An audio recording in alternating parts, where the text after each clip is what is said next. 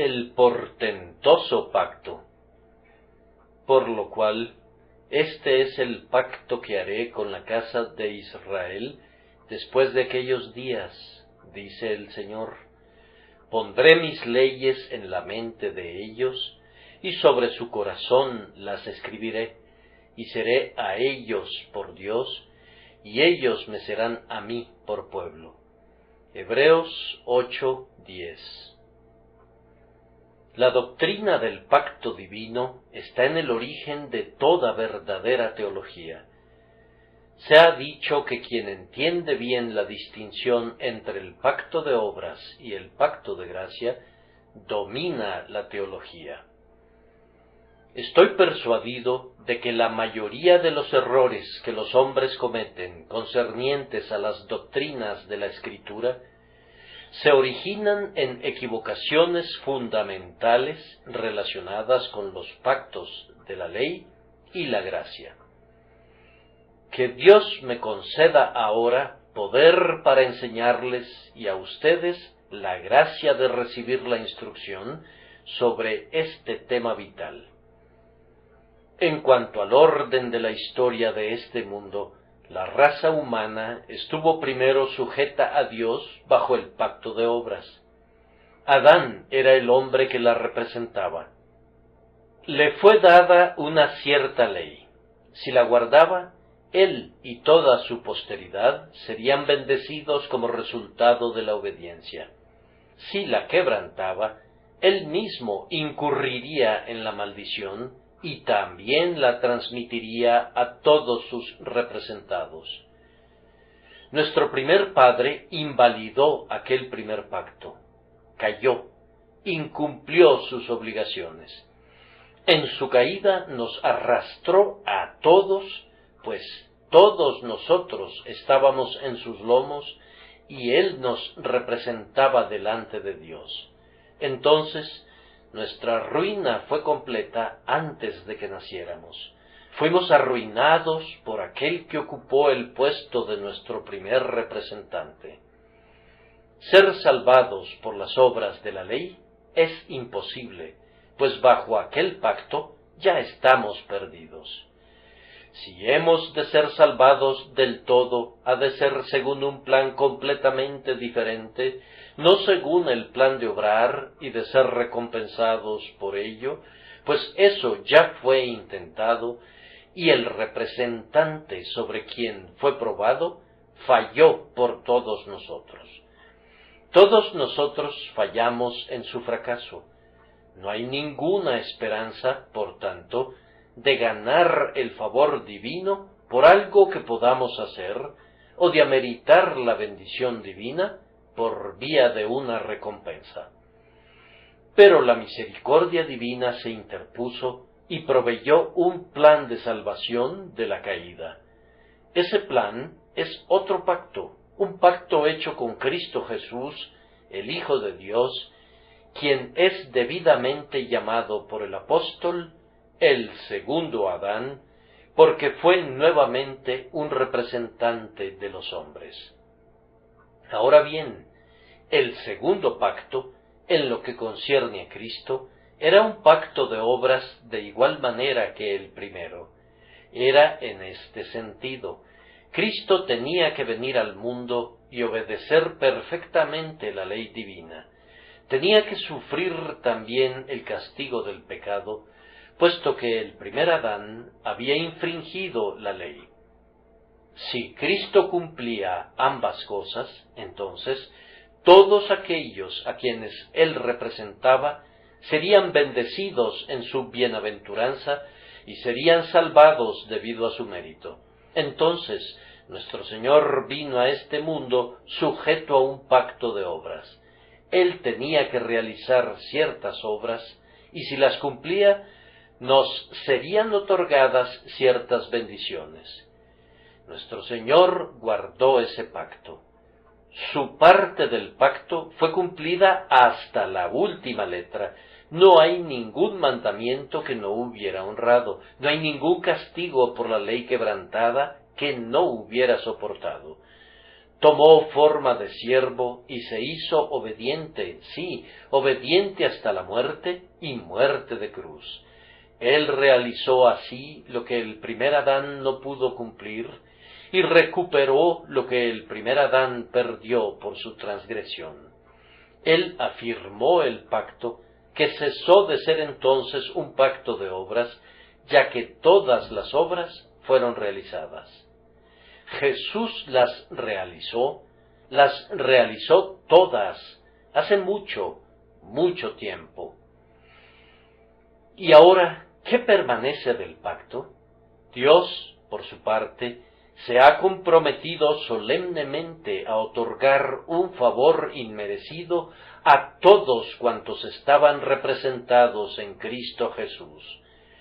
Para todos aquellos por quienes el Salvador murió, hay atesorada una cantidad ilimitada de bendiciones que les serán otorgadas, no a través de sus obras, sino como un don soberano de la gracia de Dios, según la promesa del pacto por la cual serán salvados. Contemplen, hermanos míos, la esperanza de los hijos de los hombres. La esperanza de obtener la salvación por sí mismos es aplastada, pues ya están perdidos. La esperanza de ser salvados por obras es una esperanza falaz, pues no pueden cumplir la ley, ya la quebrantaron. Pero hay un camino de salvación disponible de esta manera. El que creyere en el Señor Jesucristo recibirá y participará de la bienaventuranza que Cristo ha comprado. Todas las bendiciones que pertenecen al pacto de gracia a través de la obra de Cristo habrán de pertenecer a toda alma que crea en Jesús. Al que no obra, sino que cree en aquel que justifica al impío, a él le serán dadas, sin duda, las bendiciones del nuevo pacto de gracia. Espero que esta explicación sea lo suficientemente clara. Si Adán hubiera guardado la ley, nosotros habríamos sido bendecidos por ese hecho.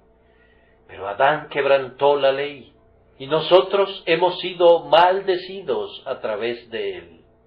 Ahora bien, el segundo Adán, Cristo Jesús, guardó la ley, y por tanto, si somos creyentes, estamos representados en Cristo y somos bendecidos con los resultados de la obediencia de Jesucristo a la voluntad de su Padre. Él dijo en tiempos antiguos: «He aquí que vengo, oh Dios, para hacer tu voluntad. Tu ley es mi delicia». Él cumplió esa voluntad, y las bendiciones de la gracia son otorgadas ahora gratuitamente a los hijos de los hombres. Entonces voy a pedirles que presten atención, primero, a los privilegios del pacto de gracia, y en segundo lugar, a las partes involucradas en él. Esto bastará, estoy seguro, para nuestra consideración en el breve tiempo asignado a nuestro sermón de esta noche. Los privilegios del pacto de gracia. El primer privilegio es que todos los que tienen un interés en él recibirán la iluminación de sus mentes. Daré mi ley en su mente. Por naturaleza estamos a oscuras en cuanto a la voluntad de Dios. La conciencia mantiene en nosotros un tipo de recuerdo fragmentario de lo que era la voluntad de Dios. Es un monumento de la voluntad de Dios, pero frecuentemente es difícilmente legible. Al hombre no le interesa leerlo, pues es adverso a lo que allí lee. Su necio corazón fue entenebrecido, es la expresión de la Escritura con respecto a la mente humana. Pero se promete el Espíritu Santo a quienes tienen un interés en el pacto. Él vendrá a sus mentes y derramará luz en lugar de las tinieblas, iluminándolas en cuanto a cuál es la voluntad de Dios. El impío tiene algún grado de luz, pero es meramente intelectual. Es una luz que no ama. Ama las tinieblas más que la luz, porque sus actos son malvados. Pero cuando llega el Espíritu Santo, inunda el alma con un lustre divino en el que el alma se deleita y del que desea participar al máximo.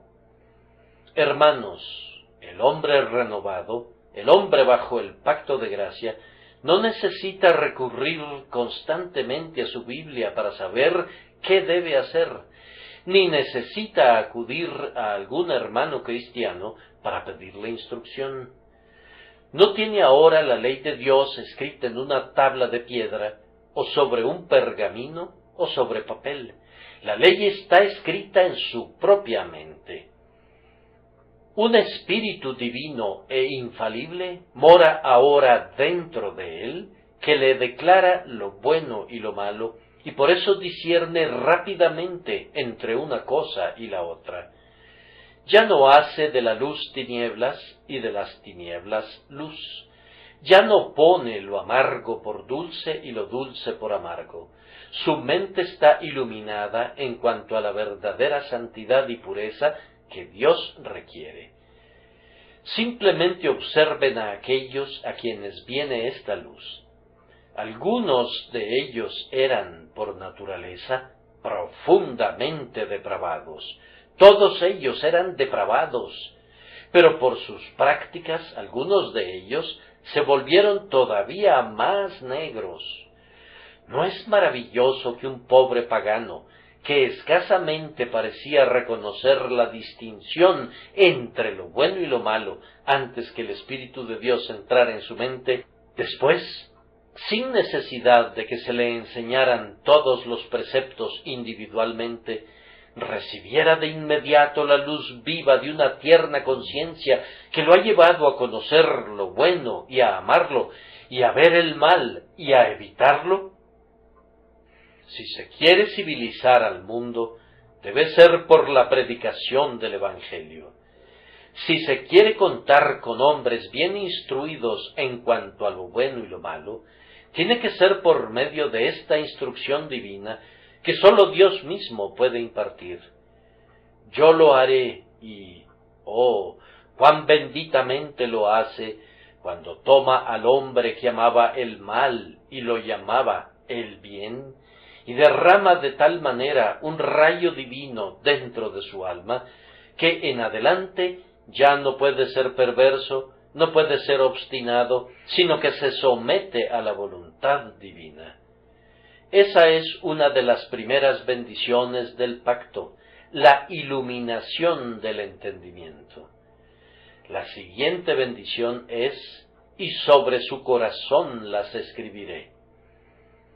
Esto es algo más que conocer la ley, es infinitamente más que eso.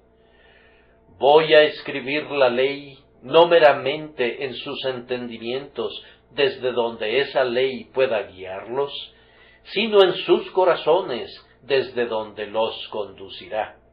Hermanos, el Espíritu Santo hace que los hombres amen la voluntad de Dios, hace que se deleiten en todo aquello en lo que Dios se deleita, y que aborrezcan lo que Dios aborrece. Bien se dice en el texto que Dios hará esto, pues ciertamente no es algo que un hombre pueda hacer por sí mismo. Es más fácil que el etíope mude su piel o el leopardo sus manchas. No es algo que el ministro pueda hacer, pues aunque predique al oído, no puede escribir la ley de Dios en los afectos. Me ha maravillado la expresión usada en el texto, y en su corazón las escribiré. Escribir sobre un corazón ha de ser un trabajo difícil, pero escribir en un corazón, en el propio centro del corazón, ¿quién puede hacerlo sino Dios? Un hombre graba con un cuchillo su nombre en la corteza de un árbol y allí queda, y las letras crecen con el árbol. Pero grabar su nombre con un cuchillo en el corazón del árbol ¿Cómo podría lograr eso?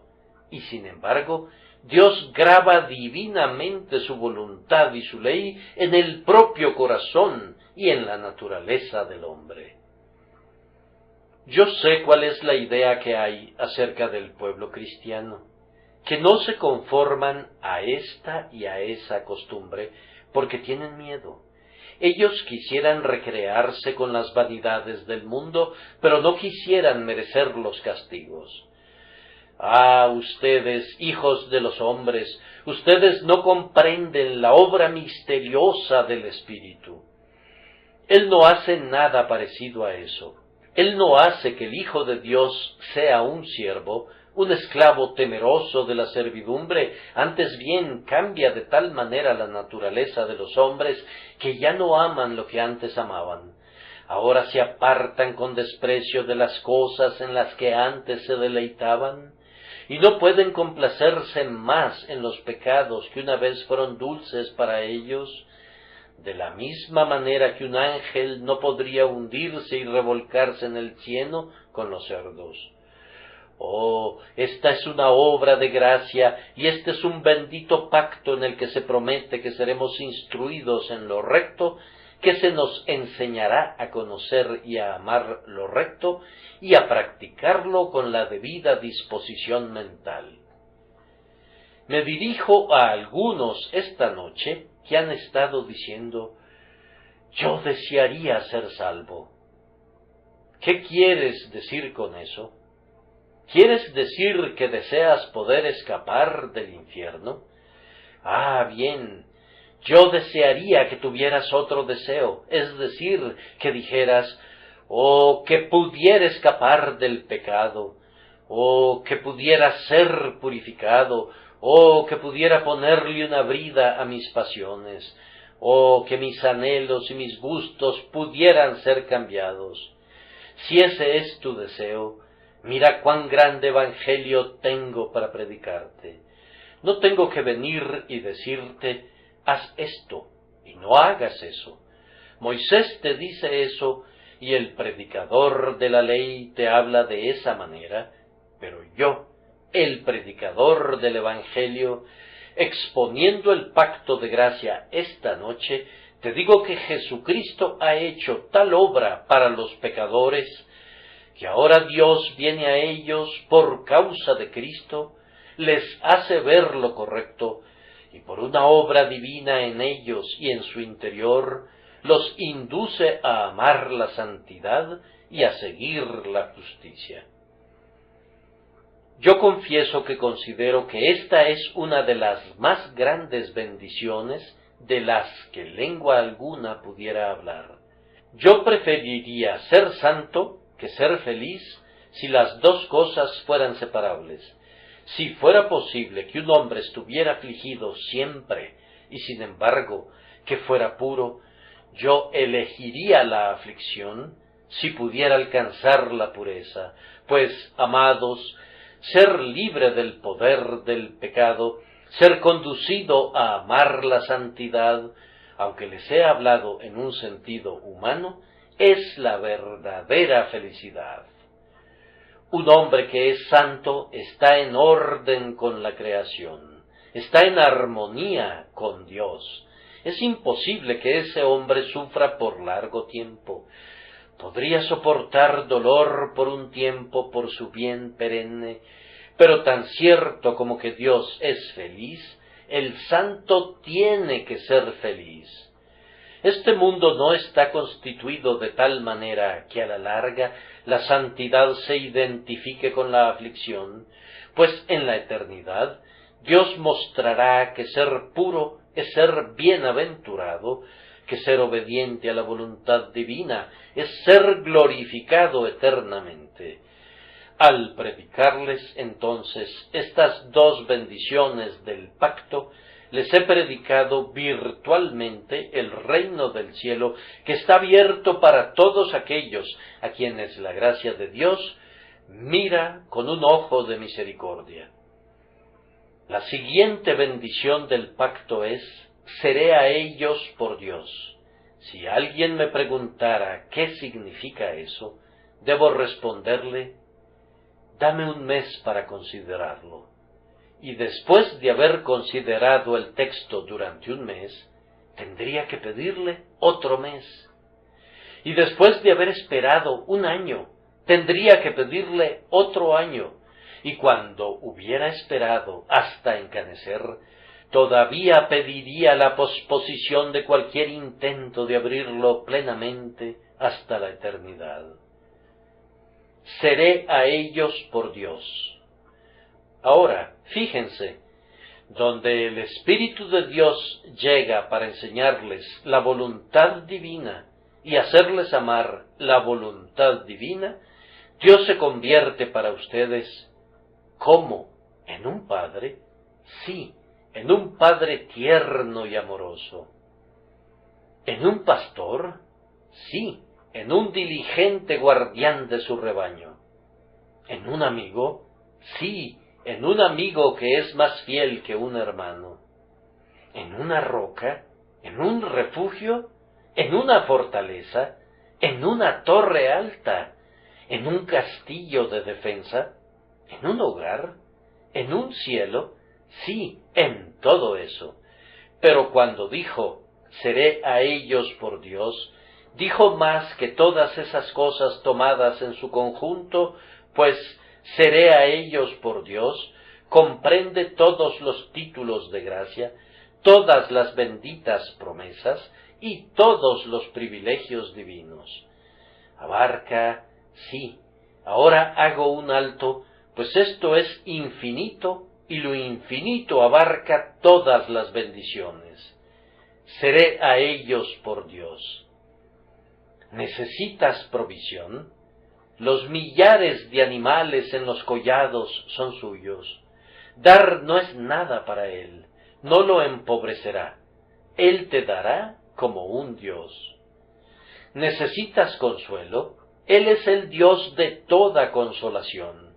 Él te consolará como un Dios. ¿Necesitas orientación? Hay infinita sabiduría que está a tu entera disposición. ¿Necesitas apoyo? Hay un eterno poder, el mismo que guarda las colinas eternas, esperando para ser tu apoyo. ¿Necesitas gracia? Él se deleita en la misericordia, y toda esa misericordia es tuya.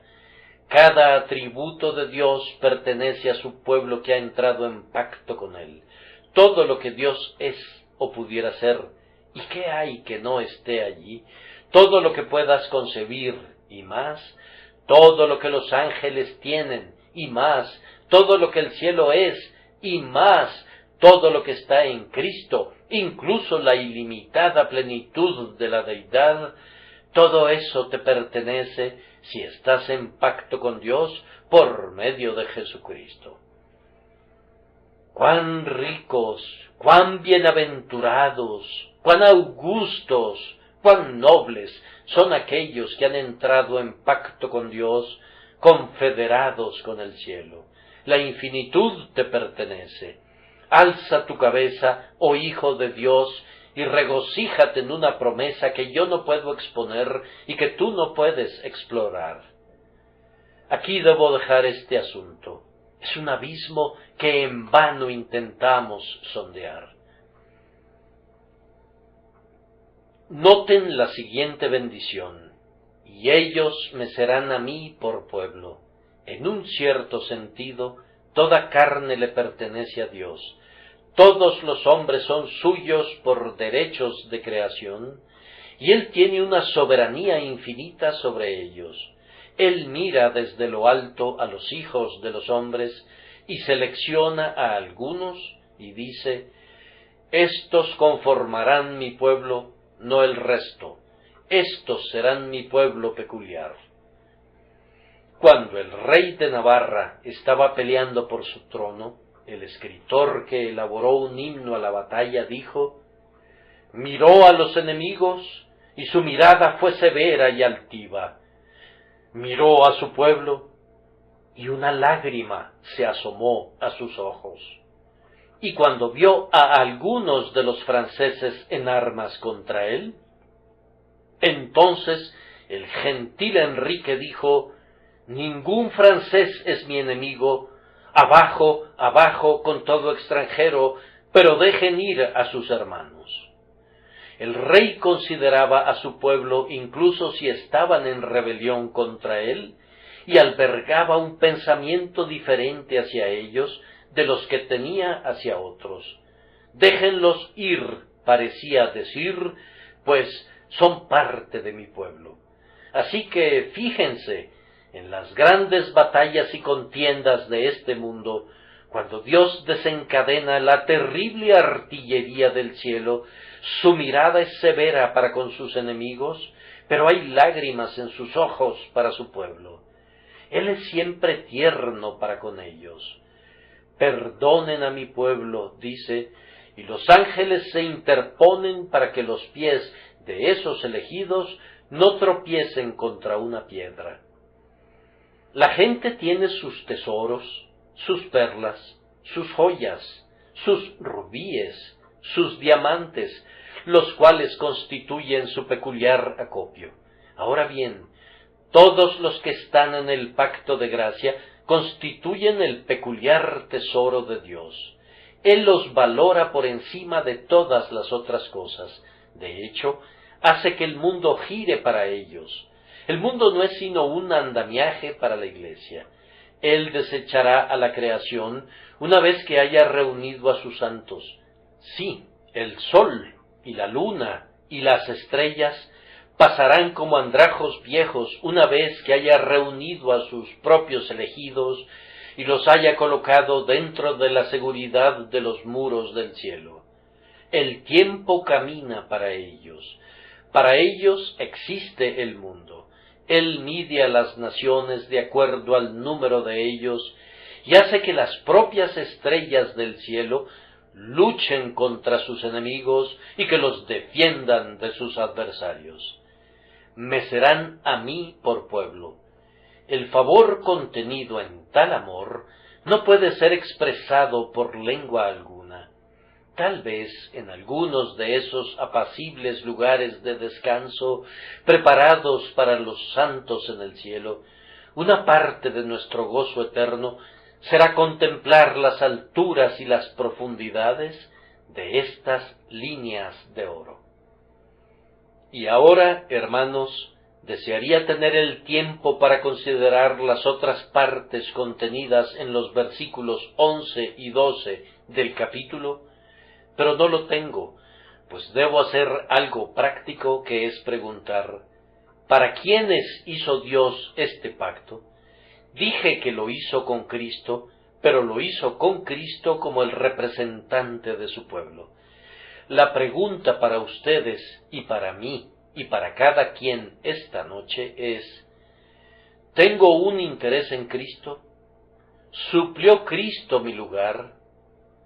Ahora, si yo fuera a decir que Cristo fue el representante del mundo entero, ustedes no encontrarían ninguna ventaja sustancial en ello, porque al estar perdida una gran proporción de la humanidad, cualquiera que fuera el interés que pudieran haber tenido en Cristo, no fue ciertamente de ningún valor benéfico para ellos en lo tocante a su eterna salvación.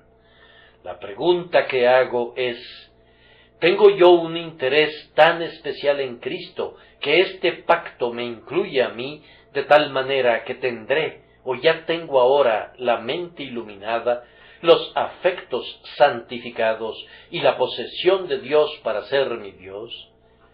Hermanos míos, no se engañen. Yo no puedo, y ustedes tampoco pueden, pasar las hojas del libro del destino. Es imposible que forcemos nuestro camino al aposento del Eterno. Yo espero que no estén engañados por ideas supersticiosas de que han tenido alguna revelación hecha para ustedes, o de que ha habido algún sonido especial o algún sueño que lleve a pensar a cualquiera de ustedes que es cristiano. Sin embargo, intentaré ayudarles un poco sobre la base de promesas más sólidas. ¿Han obtenido ya alguna de estas bendiciones del pacto? tienen una mente que ha sido iluminada, encuentran ahora que su espíritu les dice qué es lo bueno y qué es lo malo. Mejor aún, tienen un amor por lo bueno, tienen un odio por lo malo. Si es así, como ya tienen una bendición del pacto, todas las demás bendiciones la acompañarán. Ahora, hombres y mujeres, ¿han experimentado ustedes un gran cambio? ¿Han llegado a odiar aquello que una vez amaron y a amar aquello que una vez odiaron? Si así ha sido, el pacto se extiende ante ustedes como la tierra de Canaán ante los embelesados ojos de Moisés en la cumbre del monte. Mírenlo ahora, pues es suyo. Fluye leche y miel y les pertenece, y ustedes lo heredarán. Pero si no ha habido tal cambio obrado en ustedes, no puedo ofrecerles ninguna congratulación, pero doy gracias a Dios porque puedo hacer lo que es adecuado para ustedes. Yo les puedo ofrecer la dirección divina y la guía para que obtengan un interés en este pacto, y esclarecer su interés en él es sencillo. Está contenido en pocas palabras. Observen bien esas 3 palabras: cree y vive. Pues el que cree en Cristo Jesús tiene vida eterna, que es la bendición del pacto. El argumento es obvio. Teniendo la bendición del pacto, tienes que estar en el pacto, y estando en el pacto, Cristo evidentemente tuvo que haber sido representativamente tu fiador. Pero alguien preguntará, ¿qué es creer en Cristo? Otra palabra es sinónima, es confía en Cristo. ¿Cómo puedo saber si murió por mí en particular? Confía en Él, ya sea que sepas o no. Jesucristo es alzado en la cruz del Calvario como la expiación por el pecado, y la proclamación es ofrecida verbalmente. Mira, mira, mira y vive. Y todo aquel que deseche su justicia propia, que deseche todo aquello de lo que ahora depende, y quiera venir y confiar en la obra terminada de nuestro exaltado Salvador, en esa precisa fe tiene la señal de que es uno de aquellos que estaban en Cristo cuando subió a la cruz y llevó a cabo la eterna redención de sus elegidos. Yo no creo que Cristo muriera en el madero para hacer que los hombres sean salvables, sino para salvarlos. No murió para que algunos hombres pudieran ser salvados, sí, sino para redimirlos realmente. Y Él se entregó en ese lugar y en ese momento como rescate. Él pagó allí sus deudas, allí arrojó sus pecados en el mar rojo, y allí barrió por completo todo lo que podía imputarse a los elegidos de Dios. Si crees, tú eres uno de sus elegidos. Si tú crees en Él, Cristo murió por ti y tus pecados te son perdonados. Bien, pero, dirá alguien, ¿qué hay en cuanto al cambio de naturaleza? Siempre viene con la fe. Es el pariente más cercano de la fe. Doquiera que haya una fe genuina en Cristo, la fe obra amor. Un sentido de misericordia engendra el afecto. El afecto a Cristo engendra el odio al pecado. El odio al pecado purifica el alma, y la purificación del alma cambia la vida. No deben comenzar por enmendarse externamente, tienen que comenzar con la nueva vida interna, y es así como ha de obtenerse el don de Dios por medio de la simple fe en Jesús. Un hombre de color que había asistido por algún tiempo a un lugar de adoración se había embebido de la idea, muy natural por cierto, de que era salvo porque había sido bautizado.